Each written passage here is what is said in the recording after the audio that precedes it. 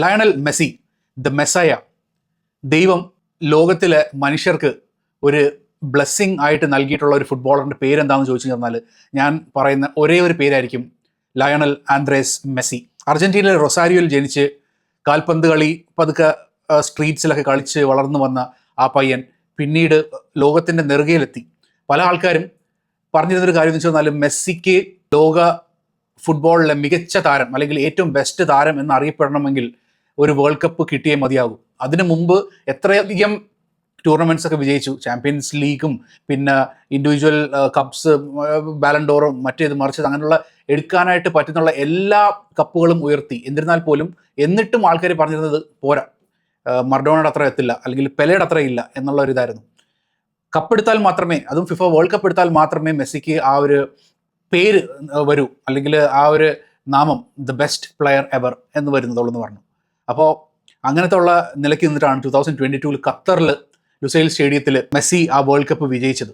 2022 world cup ഖത്തറിൽ Messi കിരീടം ഉയർത്തിയതിനു ശേഷം പല ആൾക്കാരും വിചാരിച്ച കാര്യം എന്ന് പറഞ്ഞാൽ ഓക്കെ, ഇതോടുകൂടി മെസ്സി യുഗം അവസാനിക്കുന്നു, ഇനി അങ്ങോട്ടേക്ക് മെസ്സിക്ക് വേറെ ആവശ്യങ്ങളൊന്നുമില്ല, ഇപ്പോൾ ഒരു കപ്പ് എടുക്കേണ്ട കാര്യമോ അല്ലെങ്കിൽ കളി തുടർന്നുകൊണ്ട് പോകേണ്ട കാര്യമില്ല, ഇനി സ്വസ്ഥമായിട്ട് വിരമിക്കാം എന്നുള്ള അർത്ഥത്തിലാണ് പല ആൾക്കാരും മെസ്സിനെ കണ്ടത്. പക്ഷേ എന്നിരുന്നാൽ പോലും മെസ്സി ചിന്തിച്ച കാര്യം എന്ന് പറഞ്ഞാൽ ഇല്ല, സമയമായിട്ടില്ല, I still have a lot to do. ഈ ലോകത്ത് ഫുട്ബോൾ എന്നുള്ള ആ ഒരു ഗെയിമിന് എനിക്ക് ഇനിയും നൽകാനുണ്ട് എന്നുള്ള ചിന്തയോട് കൂടിയിട്ടാണ് മെസ്സി തുടർന്ന് കളിച്ചുകൊണ്ടിരുന്നത്. അപ്പോൾ അതിൻ്റെ ഭാഗമായിട്ട് മെസ്സി പാരീസ് സെയിൻറ്റ് ജർമ്മനിൽ നിന്ന് വിട്ട് കുറച്ച് അത്രയും ഇൻറ്റൻസിറ്റി കുറഞ്ഞിട്ടുള്ള ഒരു ലീഗിലേക്കാണ് മാറുന്നത്, MLS-ലേക്ക്. അപ്പോൾ MLS-ലേക്ക് മാറിക്കഴിഞ്ഞപ്പോഴും ആൾക്കാർ ചിന്തിച്ച കാര്യം ഇതാണ്, ഓക്കെ കുറച്ചുകൂടെ ലോവർ ലീഗിൽ നിൽക്കുന്നു, മെസ്സിക്ക് പ്രഷറൊന്നുമില്ല, and he is just trying to enjoy football, അതിൻ്റെ അപ്പുറത്തേക്ക് വേറെ എന്തെങ്കിലും തെളിയിക്കാനൊന്നും മെസ്സിക്ക് ഇനി ബാക്കിയില്ല, അതുകൊണ്ട് ആണ് അവിടെ പോയതെന്ന് പല ആൾക്കാരും വിചാരിച്ചു. പക്ഷേ ഡെഫിനറ്റ്ലി നോട്ട്. മെസ്സി അവിടെ പോയി കളിച്ചത് എന്താ പറയുക, പ്രഷർ ഇല്ലാത്ത രീതിയിൽ തന്നെ ആയിരുന്നു എങ്കിൽ പോലും ഹി വാസ് സ്കോറിങ് ഗോൾസ്. അവിടുത്തെ 2 സീസണിലും MVP ആയി ഏറ്റവും കൂടുതൽ ഗോൾ സ്കോർ ചെയ്യുന്ന താരമായിട്ടും ഒക്കെ മെസ്സി മാറി. അപ്പോൾ ഈ ഒരു സമയത്ത് ഇങ്ങനെ മുമ്പോട്ട് പോയിക്കൊണ്ടിരുന്ന ഇതിലും പല ആൾക്കാരിലെയും ഉണ്ടായിരുന്ന ചോദ്യം ഇതാണ്, അടുത്ത വേൾഡ് കപ്പ് 2026 വേൾഡ് കപ്പിൽ മെസ്സി കളിക്കുമോ എന്നുള്ളത്. And he kept on moving. ഇതിന് മുമ്പുള്ളൊരു ഇൻ്റർവ്യൂവിൻ്റെ സമയത്ത് മെസ്സി എടുത്ത് ചോദിച്ചപ്പോൾ മെസ്സി പറഞ്ഞതാണ്, അറിയില്ല, വരുന്നതനുസരിച്ച് നോക്കാമെന്നുള്ളതാണ്. പിന്നീട് അങ്ങോട്ടേക്ക് he could still do it. ആ കാലുകൾക്ക് ഇപ്പോഴും അതിനുള്ള ശേഷി ബാക്കിയുണ്ട് എന്ന് സ്വയം മനസ്സിലാക്കിയ മെസ്സി അടുത്ത വേൾഡ് കപ്പിനായിട്ട് ഒരുങ്ങുന്നു. അങ്ങനെ ഫസ്റ്റ് ഗെയിം, അൾജീരിയക്കെതിരായിട്ടുള്ള ഫസ്റ്റ് ഗെയിം ഇന്ന് നടന്നു. ഈ ഗെയിം എന്ന് പറഞ്ഞാൽ പല ആൾക്കാരും കണ്ടിരുന്നു വെച്ച് പറഞ്ഞാൽ Algeria definitely A strong team. Okay, അപ്പം മെസ്സിക്ക് അത് ഈസി ആകില്ല. പല ആൾക്കാരും പറഞ്ഞിട്ടുള്ള കാര്യം എന്ന് പറഞ്ഞാൽ മെസ്സി ഗോൾ അടിക്കില്ല, കാരണം ഈ ഒരു ടൂർണമെൻറ്റ് കഴിഞ്ഞ പ്രാവശ്യം പോലെ ആയിരിക്കില്ല. It will be difficult four Messi and എന്താ പറയുക, ടീം ചിലപ്പോൾ ജയിക്കുമായിരിക്കാം, പക്ഷേ മെസ്സിക്ക് അത് കൂടുതൽ ഗോൾ സ്കോർ ചെയ്യാനോ അല്ലെങ്കിൽ കൂടുതൽ ഇമ്പാക്റ്റ് ഉണ്ടാക്കാനോ സാധിക്കില്ല എന്നുള്ള ഒപ്പീനിയൻസ് പല രീതിയിലും വന്നിട്ടുണ്ടായിരുന്നു. പക്ഷേ അവിടെ നിന്നൊക്കെ അങ്ങനത്തെ ഒപ്പീനിയൻസിനൊക്കെ വളരെയധികം ഈസി ആയിട്ട് കാറ്റിൽ പറത്തിക്കൊണ്ടാണ് മെസ്സി ആ ഹാട്രിക് സ്കോർ ചെയ്യുന്നത്. 17ാമത്തെ മിനിറ്റിൽ, 60ാമത്തെ മിനിറ്റിൽ, പിന്നെ 76ാമത്തെ മിനിറ്റിൽ, അങ്ങനെ 3 ഗോളുകളും സ്കോർ ചെയ്തിരിക്കുന്നു. സാധാരണ മെസ്സിക്ക് ഇപ്പോൾ ഹാട്രിക്ക് വരുമ്പോഴൊക്കെ പലപ്പോഴും പറഞ്ഞു പറഞ്ഞാൽ പെനൽറ്റി ഗോൾസ് ഉണ്ട്. ഇതെന്ന് പറഞ്ഞാൽ അതല്ല, 2 ഗോൾസ് ഔട്ട്സൈഡ് ബോക്സിൽ നിന്നിട്ടുള്ള എന്താ പറയുക മാരകമായിട്ടുള്ള ഷോട്ട്, പിന്നെ ഒരെണ്ണം റീബൗണ്ട് ചെയ്തിട്ട് കിട്ടിയ ഒരു ചാൻസിൽ നിന്നും അങ്ങനെ 3 ഗോള് തികച്ചിട്ട് മെസ്സി നിൽക്കുന്നു. ഈ ഒരു 3 ഗോളോടുകൂടി മെസ്സി ക്രിസ്ത്യാനോ റൊണാൾഡോയുടെ കയ്യിലുണ്ടായിരുന്ന റെക്കോർഡ് സ്വന്തം പേരിലേക്ക് മാറ്റി എഴുതപ്പെട്ടിരിക്കുകയാണ്. ഏറ്റവും പ്രായം ചെന്ന ഹാട്രിക് നേടിയ താരം എന്നുള്ള റെക്കോർഡാണ് ഇപ്പോൾ മെസ്സി സ്വന്തം പേരിലേക്ക് എഴുതി ചേർത്തിരിക്കുന്നത്. അപ്പോൾ ഈ ഒരു ഗെയിമോടുകൂടി 3 ഗോൾസ് നേടിയ ഈ ഗെയിമോടുകൂടി മെസ്സിയുടെ കയ്യിലേക്ക് വന്നിരിക്കുന്ന റെക്കോർഡുകൾ എന്ന് പറഞ്ഞാൽ 3 എണ്ണമാണ്. മെസ്സി ആക്ച്വലി റെക്കോർഡുകളെ തേടി പോകാറില്ല, പക്ഷേ ഈ റെക്കോർഡുകളെല്ലാം മെസ്സിയുടെ ചേർന്ന് വരുവാണ്. മെസ്സിയുടെ പോക്കിനനുസരിച്ച് ഇതെല്ലാം കൂടെ വന്ന് ചേർന്ന് അവർ ആ ഒരു ഒഴുക്കിനങ്ങ് പോവുകയാണ് ചെയ്യുന്നത്. അപ്പോൾ ഏറ്റവും പ്രായം ചെന്ന ഗോൾ സ്കോറർ എന്നുള്ള റെക്കോർഡ്, പിന്നെ ഏറ്റവും വലിയ റെക്കോർഡ്, അതായത് the most number of goals in World Cup, Miroslav ക്ലോസിൻ്റെ 16 ഗോൾസ് എന്നുള്ള റെക്കോർഡിന് ഒപ്പം എത്തിയിരിക്കുകയാണ് മെസ്സി. ഇനിയിപ്പോൾ ഒരു ഗോളും കൂടെ അടിച്ചു കഴിഞ്ഞാൽ he will have that name in his own name. അപ്പോൾ അങ്ങനത്തെ ഉള്ളൊരു മികച്ചൊരു റെക്കോർഡും കൂടെ മെസ്സിക്ക് കിട്ടിയിരിക്കുകയാണ്. ഈ ഒരു ടൂർണമെൻറ്റിലേക്ക് വരുമ്പോൾ എടുത്ത് പറയപ്പെട്ടിരുന്ന കാര്യം എന്ന് വെച്ച് കഴിഞ്ഞാൽ സ്കലോണി ഈ ടീമിൽ വളരെയധികം കുറച്ച് പുതുമുഖങ്ങളെ കൊണ്ടുവന്നിട്ടുണ്ടായിരുന്നുള്ളൂ. ബാക്കി എല്ലാം പഴയ ടീം തന്നെയാണ്. ഏകദേശം ഒരു 75% ഓഫ് പ്ലെയേഴ്സ്, പഴയ പ്ലെയേഴ്സും പിന്നെ വളരെ കുറച്ച് പ്ലെയേഴ്സിന് മാത്രമേ പുതിയതായിട്ട് ടീമിലേക്ക് കൊണ്ടുവന്നിട്ടുള്ള എന്നൊരു കാര്യമാണ്. അപ്പം ഇതിനകത്ത് പറയപ്പെടുന്ന കാര്യം എന്ന് പറഞ്ഞാൽ മെസ്സി ഈ ടൂർണമെൻറ്റ് കളിക്കാൻ പോകുക എന്നുള്ളതെന്ന് പറഞ്ഞാൽ ടെൻഷൻ ഇല്ലാതെയാണ്. ആൻഡ് ഇപ്പം എന്താ പറയുക, വേൾഡ് കപ്പ് എടുക്കണം എന്നുള്ളൊരു ചിന്തയോട് കൂടിയാണ് കഴിഞ്ഞ 5 എഡിഷൻ ഓഫ് വേൾഡ് കപ്പ് മെസ്സിയുടെ ചുമലിൽ ഏറിയിട്ടാണ് അർജന്റീന ടീം മുമ്പോട്ട് പോയിക്കൊണ്ടിരുന്നത്. അപ്പോൾ ഈ ഒരു വേൾഡ് കപ്പിന് അത്രയും ടെൻഷൻ ഇല്ല എന്നുള്ള ചിന്ത ഉണ്ടായിരുന്നു. പക്ഷേ എടുത്തു പറയേണ്ട കാര്യം എന്ന് പറഞ്ഞാൽ വേൾഡ് കപ്പ് നേടാൻ വേണ്ടി ശ്രമിച്ച് പോയിട്ടുള്ള മെസ്സിനെയും കാട്ടി പേടിക്കണം വേൾഡ് കപ്പ് ഡിഫെൻഡ് ചെയ്യുന്ന മെസ്സിയും അർജന്റീന ടീമും എന്നുള്ളതാണ് എനിക്ക് പറയാനായിട്ടുള്ളത്. ഇന്നത്തെ ഗെയിം എന്ന് പറഞ്ഞാൽ മെസ്സിയുടെ 200th ഗെയിം ഫോർ അർജന്റീനയാണ്. ആ 200 ഗെയിമിൽ തന്നെ മെസ്സി തൻ്റെ കരിയറിൽ 61ാമത്തെ ഹാട്രിക് നേടി. അതും ഇന്റർനാഷണൽ ലെവലിൽ 11th ഹാട്രിക് ഫോർ അർജന്റീന. മെസ്സിക്ക് കഴിഞ്ഞ 5 വേൾഡ് കപ്പ് മാച്ചസിൽ നിന്നും 10 ഗോൾ കോൺട്രിബ്യൂഷൻസ് ആണുള്ളത്.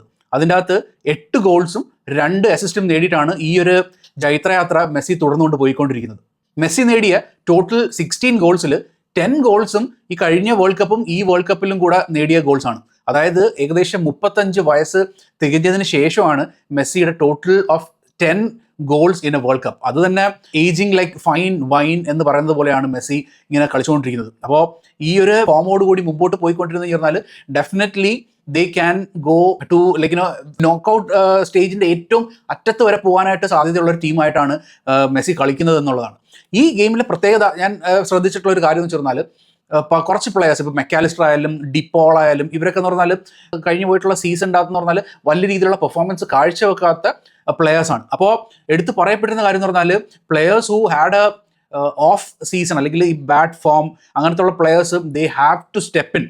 ഈ ഒരു ടൂർണമെൻറ്റിൽ അവർ സ്റ്റെപ്പ് ഇൻ ചെയ്തിട്ട് നല്ല രീതിയിലുള്ള ഇമ്പ്രൂവ്മെൻറ്റ് കാഴ്ചവെച്ചാൽ മാത്രമേ അർജന്റീനയ്ക്ക് മുമ്പോട്ട് പോകാൻ സാധിക്കുള്ളൂ എന്നുള്ളതായിരുന്നു പറയപ്പെട്ടുന്ന കാര്യം. അത് തന്നെയാണ് ഈ ഗെയിമിൽ കണ്ടത്. മെക്കാലിസ്റ്റർ ആയാലും ഡീപോൾ ആയാലും അവർ ഈ കഴിഞ്ഞ സീസണിലുള്ള ഔട്ട് ഓഫ് ഫോം എല്ലാം ദൂരെ കളഞ്ഞിട്ട് അവർ കുറച്ചുകൂടെ ഉയർന്ന് കളിക്കാൻ തുടങ്ങി. ദേ സ്റ്റാർട്ടഡ് പ്ലേയിങ് ബെറ്റർ. അതെനിക്ക് തോന്നുന്നു ഈ പ്ലെയേഴ്സ് എല്ലാം നാഷണൽ ടീമിൽ വന്ന് തീരുമ്പോൾ മെസ്സി എന്നുള്ളൊരു ഫാക്ടറിനെ ആശ്രയിച്ചിട്ടാണ് ഇവരെല്ലാവരും കളിക്കുന്നത്. അപ്പം മെസ്സിക്കൊരു ഒരു സ്പാർക്ക് ഉണ്ടായിട്ട് if he starts playing better ഇവരെല്ലാവരും അതിനനുസരിച്ച് ഉയരും എന്നുള്ളതാണ് കാണാൻ കഴിഞ്ഞത്. പിന്നെ ഈ ഗെയിമിൽ കണ്ടുള്ള കാര്യം എന്ന് പറഞ്ഞാൽ മെസ്സി എന്താ പറയുക അനാവശ്യ റണ്ണുകൾക്കൊന്നും പോകുന്നില്ല. അപ്പം കൂടുതൽ ടൈമും കളി വീക്ഷിക്കുന്ന മെസ്സിനെയാണ് കാണുന്നത്. ചില സന്ദർഭങ്ങളിൽ പോയിട്ട് കുറച്ചൊന്ന് പ്രസ് ചെയ്യുന്നു അതൊക്കെ ഉണ്ടായിരുന്നു. പക്ഷേ ബാക്കിയുള്ള ടൈമിൽ അത് ഈ പ്രസ് ചെയ്യുന്നതൊക്കെ പറഞ്ഞാൽ ഏറ്റവും ആവശ്യമുള്ള സമയത്താണ് കൂടുതൽ പോയിട്ട് പ്രസ് ചെയ്യാനായിട്ട് ശ്രമിച്ചത്. ബാക്കിയുള്ള സമയത്ത് എന്നൊക്കെ പറഞ്ഞാൽ കളി വീക്ഷിക്കുക, അവിടെ നിന്നിട്ട് കളി ഇങ്ങനെ നോക്കിക്കണ്ട് കളി മൈൻഡിലിട്ട് അനലൈസ് ചെയ്യുന്ന ഒരു മെസ്സിയാണ് കണ്ടത്. അപ്പോൾ മെസ്സിയുടെ ഗെയിം അങ്ങനെയാണ്. ഇപ്പം ഏജ് വന്നതോടുകൂടി മെസ്സിക്ക് കൂടുതൽ ടൈം ഓടി സ്വയം തളരാനായിട്ടുള്ള ഒരു ഇതല്ല നോക്കുന്നത്. അതാണ് ഇൻ്റലിജൻറ്റ് പ്ലെയേഴ്സ് ചെയ്യുന്ന കാര്യം. When they have the chance to impact അത് നല്ല രീതിയിൽ അവർ ഗെയിമിലേക്ക് കൊണ്ടുവരും. അപ്പം മെസ്സി ടൈം എടുത്ത് ഗെയിം അനലൈസ് ചെയ്ത് നിൽക്കുന്നത്, ബോൾ അങ്ങോട്ട് പോകുന്നു ഇവിടെ പോകുന്നൊക്കെ നിൽക്കുമ്പോൾ മെസ്സി കറക്റ്റ് പൊസിഷൻ മാറി പതുക്കെ രീതിയിലാണ് നിൽക്കുന്നത്. And when he gets the ball he tries to make the impact. അപ്പോൾ ഇത് കാണുമ്പോൾ എനിക്ക് മനസ്സിൽ ഓർമ്മ വരുന്ന പറഞ്ഞാൽ ലാല് പറയുന്ന ഡയലോഗാണ് പുലിമുരുകനിൽ. അതായത് പുലി ഒതുങ്ങുന്നത് ഒളിക്കാനല്ല കുതിക്കാനാണ് എന്നുള്ള നിലയ്ക്കാണ്. അപ്പം പതുക്കെ നിന്ന് കളി കണ്ട് മനസ്സിലാക്കി മൂവ് ചെയ്ത് ഇങ്ങനെ നിന്നിട്ടും ഏറ്റവും ബോൾ കിട്ടുമ്പോൾ അതും കൊണ്ടുള്ള ഒരു പോക്കുണ്ട്. അത് തന്നെയാണ് ഫസ്റ്റ് ഗോളിൽ കണ്ടത്. പിന്നെ ഹാട്രിക് അടിച്ച ഗോളിലും അത് തന്നെയാണ്. ബോൾ കൊണ്ടുവന്നിട്ട് കറക്റ്റ് പ്രോപ്പർ ഡിസ്ട്രിബ്യൂട്ട് ചെയ്യുന്നു വിങ്ങിലേക്ക്. അവിടുന്ന് ആ ഒരു സ്പീഡ് മെയിൻറ്റെയിൻ ചെയ്ത് പോകാതെ മെസ്സി കുറച്ചൊന്ന് പതുങ്ങി. അതായത് ഡിഫൻഡേഴ്സ് അപ്പോഴത്തേക്ക് മൂവ് ചെയ്ത് തള്ളി അങ്ങ് ഡിഫൻസിലേക്ക് പോകുന്നു. മെസ്സി സ്വയം ആ ഒരു അത്രയും സ്പേസ് ക്രിയേറ്റ് ചെയ്യുകയാണ്. മെസ്സിയും കൂടെ വേണമെങ്കിൽ ഡിഫൻഡേഴ്സിൻ്റെ കൂടെ പോവാം, പക്ഷെ അത് ചെയ്യുന്നില്ല. Messi is slowing down.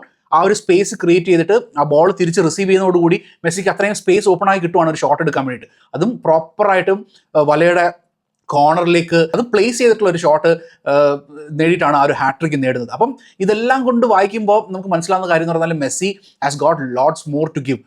അവരുടെ ടീം, അർജന്റീന ടീം ഇതിനനുസരിച്ച് ഒപ്പത്തിന് ഉയരണം എന്നുള്ളതാണ് എടുത്തു പറയേണ്ട കാര്യം. എന്നിട്ട് ഹാട്രിക്ക് കഴിഞ്ഞോടുകൂടി മെസ്സിനെ പിൻവലിക്കുന്നു. കാരണം നമുക്കറിയാം മെസ്സി ഈ ഒരു ടൂർണമെൻറ്റിലേക്ക് വരുന്നത് എന്ന് പറയുന്നത് തന്നെ ഒരു പരിക്കിൻ്റെ പിടിയിലായതിനു ശേഷമാണ്. So he took his time to recover. അത് കഴിഞ്ഞിട്ടാണ് വേൾഡ് കപ്പ് ടീമിലേക്ക് വരുന്നത്. അപ്പോൾ മെസ്സിനെ അധികം അങ്ങ് കൂടുതൽ ടൈം സ്പെൻഡ് ചെയ്യിപ്പിച്ച് പരിക്കിലേക്ക് പോകുന്നതിന് പകരം സ്കലോണി 77ാമത്തെ 78ാമത്തെ മിനിറ്റിൽ മെസ്സിനെ പിൻവലിക്കുന്നു. And he is getting his time out. എന്നിട്ട് നിക്കോ പാസാണ് ആ ഒരു പൊസിഷനിലേക്ക് കയറി വരുന്നത്. സോ ഈ ഒരു ഗെയിം എനിക്ക് എടുത്ത് പറയേണ്ട കാര്യം എന്ന് പറഞ്ഞാൽ ഇത് തന്നെയാണ്. Utilise Messi to his maximum potential. അല്ലാതെ ഈ ഗെയിമിൻ്റെ മൊത്തത്തിലേക്കും മെസ്സിനെ വലിച്ചിഴക്കാതെ മെസ്സിക്ക് സ്ട്രെങ്ത് ആയിട്ടുള്ള മേഖലകളിൽ അവിടെയാണ് he needs to use more. അത് തന്നെയാണ് സ്കലോണി ചെയ്യുന്നത്. അല്ലാതെ ഈ ഒരു എഞ്ചിൻ അല്ലെങ്കിൽ ഒരു വണ്ടീനെ ഇട്ട് ചുമ്മാ ഓടിച്ച് ഏറ്റവും അവസാനം അതിന് കൂടുതൽ വേറെ ടയർ സംഭവിക്കുന്നതിന് പകരം അത് മാക്സിമം ബെസ്റ്റ് യൂസേജ്, ആവശ്യത്തിൻ്റെ ടൈമിലേക്ക് ബെസ്റ്റ് യൂസേജ് കൊണ്ടുവരാനായിട്ടാണ് സ്കലോണി ശ്രമിച്ചത്. ഈ ഒരു ഗെയിമിന് തൊട്ട് മുമ്പുള്ള 2 ഗെയിംസ് ഉണ്ടായിരുന്നു, ഫ്രാൻസിൻ്റെ ഗെയിമും പിന്നെ നോർവേയുടെ ഗെയിം. അപ്പോൾ ഈ 2 ഗെയിമിലും നമ്മുടെ എംബാപ്പെ സ്കോർ ചെയ്യുന്നു, പിന്നെ ഹാലൻഡ് സ്കോർ ചെയ്യുന്നു. അപ്പം അത്യാവശ്യം പേര് അല്ലെങ്കിൽ ഈ ഒരു ഇന്നത്തെ ദിവസത്തിൻ്റെ ഗോൾ സ്കോറിങ് പേര് അവരിലേക്ക് പോയി. ആൻഡ് എംബാപ്പെ മെസ്സിനെയും ഓവർകം ചെയ്തിട്ട് മാക്സിമം ഗോൾസ് സ്കോർ ചെയ്ത ലെവലിലേക്ക് എത്തിയിട്ടുണ്ടായിരുന്നു. പക്ഷെ അപ്പോഴാണ് മെസ്സി ചിന്തിച്ചത്, ഓക്കെ എന്തായാലും ഇത് വിട്ടാൽ പറ്റത്തില്ല, I need to step up എന്ന് വിചാരിച്ചിട്ട് Messi played his game and scored the hat-trick. എന്തായാലും എനിക്ക് തോന്നുന്നു ആ ഒരു മാക്സിമം നമ്പർ ഓഫ് ഗോൾസിൻ്റെ റെക്കോർഡ് എന്തായാലും എംബാപ്പയ്ക്ക് സ്വന്തമായിരിക്കും. And he would take that to a higher level. കാരണം ഈ ഒരു വേൾഡ് കപ്പ് ഉണ്ട്, പിന്നെ ഇത് കഴിഞ്ഞിട്ടാണെങ്കിൽ എനിക്ക് തോന്നുന്നു 2 വേൾഡ് കപ്പും കൂടെ എന്തായാലും എംബാപ്പയ്ക്ക് കിട്ടും. അപ്പോൾ അങ്ങനത്തെ ഒരു സാഹചര്യം ആകുമ്പോൾ he can take that tally to maybe 30 world cup goals എന്നുള്ള ലെവലിലേക്കൊക്കെ ഈസി ആയിട്ട് എത്തിക്കാൻ പറ്റുന്ന ഒരു പ്ലെയർ തന്നെയാണ് എംബാപ്പെ. സോ ആ ഒരു റെക്കോർഡ് എന്തായാലും മെസ്സിക്ക് സ്വന്തമാക്കാനായിട്ട് സാധിക്കില്ല എന്നുള്ളത് ഏകദേശം ഉറപ്പായിട്ടുള്ളൊരു കാര്യമാണ്.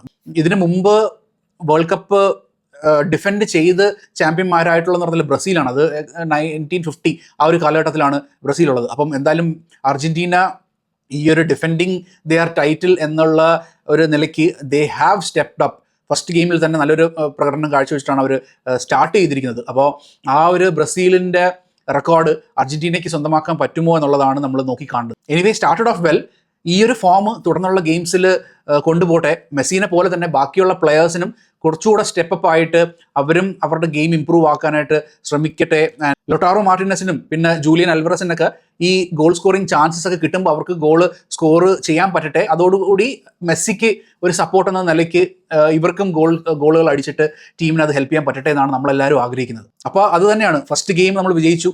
ഇനി അങ്ങോട്ടേക്കുള്ള ഗെയിംസൊക്കെ ഇനിയും സ്ട്രോങ് ആയിട്ട് കളിക്കാൻ പറ്റട്ടെ, കൂടുതൽ ഗോൾ സ്കോർ ചെയ്യാൻ പറ്റട്ടെ എന്നുള്ളതാണ് നമ്മളെല്ലാവരും പ്രതീക്ഷിക്കുന്നത്. Okay, so thank you so much for watching. നിങ്ങൾ ആരെങ്കിലും ഈ ചാനൽ സബ്സ്ക്രൈബ് ചെയ്തിട്ടില്ലെങ്കിൽ പ്ലീസ് സബ്സ്ക്രൈബ്. പിന്നെ മെസ്സിയുടെ ഈ ഒരു ഹാട്രിക്കിന് വേണ്ടിയിട്ട് എല്ലാവരും ഈ വീഡിയോയ്ക്ക് ഒരു ലൈക്കും കൂടെ തന്ന് സപ്പോർട്ട് ചെയ്യുക. Okay, so thank you so much. Take care. By.